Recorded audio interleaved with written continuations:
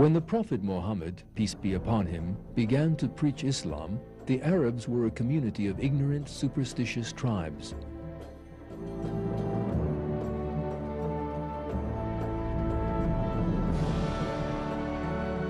However, thanks to the light of the Quran, they were rescued from superstition and began to follow the path of reason. As a result of this, one of the most astonishing developments in world history took place, and in a few decades, Islam, which emerged from the small town of Medina, spread from Africa to Central Asia. The Arabs, who previously could not even rule a single city in harmony, came to be rulers of a world empire.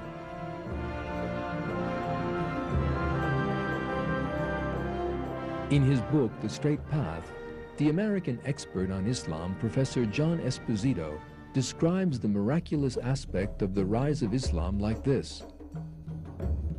What is most striking about the early expansion of Islam is its rapidity and success. Western scholars have marveled at it. Within a decade, Arab forces overran the Byzantine and Persian armies and conquered Iraq, Syria, Palestine, Persia, and Egypt.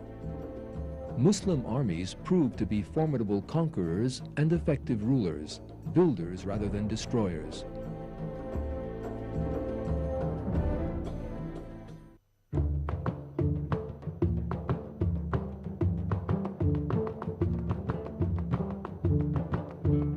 When different peoples, including the Turks, accepted Islam of their own free will, the Islamic Empire grew even more, and it became the greatest power in the world during that period.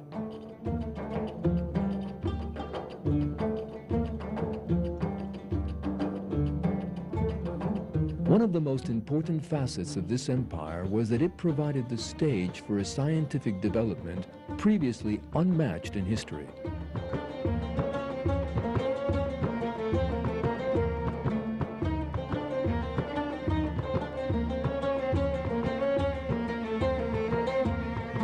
At a time when Europe was living through the Dark Ages, the Islamic world created the greatest legacy of scientific knowledge seen in history to that date. The sciences of medicine, mathematics, geometry, astronomy, and even sociology were developed systematically for the first time.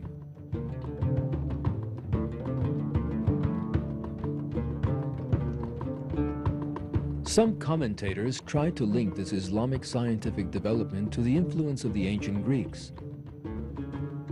But the real source of Islamic science was the experimentation and observations of Muslim scientists. In his book, The Middle East, Professor Bernard Lewis, an expert in Middle Eastern history, explains it like this. The achievement of medieval Islamic science is not limited to the preservation of Greek learning, nor to the incorporation in the corpus of elements from the more ancient and more distant East. This heritage which medieval Islamic scientists handed on to the modern world was immensely enriched by their own efforts and contributions.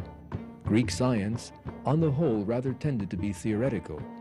Medieval Middle Eastern science was much more practical, and in such fields as medicine, chemistry, astronomy, and agronomy, the classical heritage was clarified and supplemented by the experiments and observations of the medieval Middle East.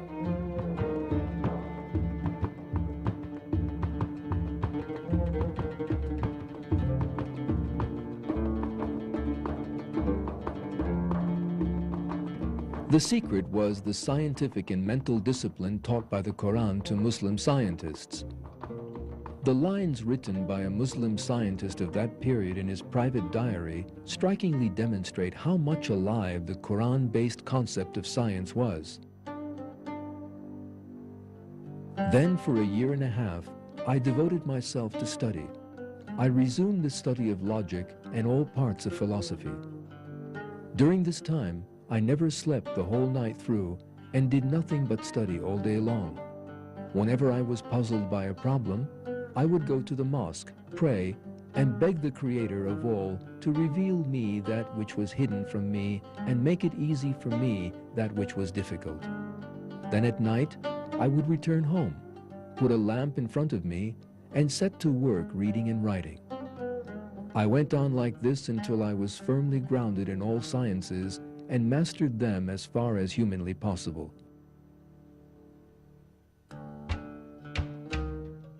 Andalusia, where most Muslim scientists were born and raised, became a major center of innovation and development, especially in medicine. Muslim physicians were trained in such varied fields as pharmacology, surgery, ophthalmology, gynecology, physiology, bacteriology, and hygiene, and they made important discoveries which laid the foundations of modern science. Here are some of them.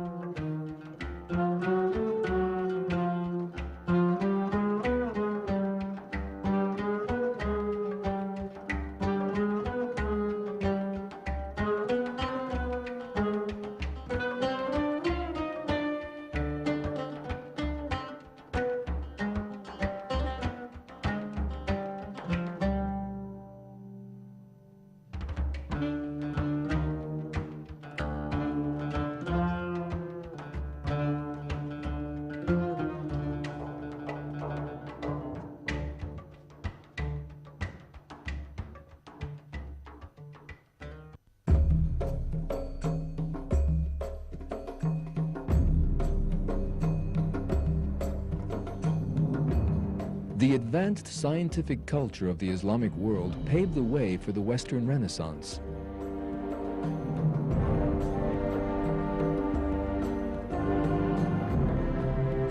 Muslim scientists acted in the knowledge that their investigation of God's creation was a path through which they could get to know Him.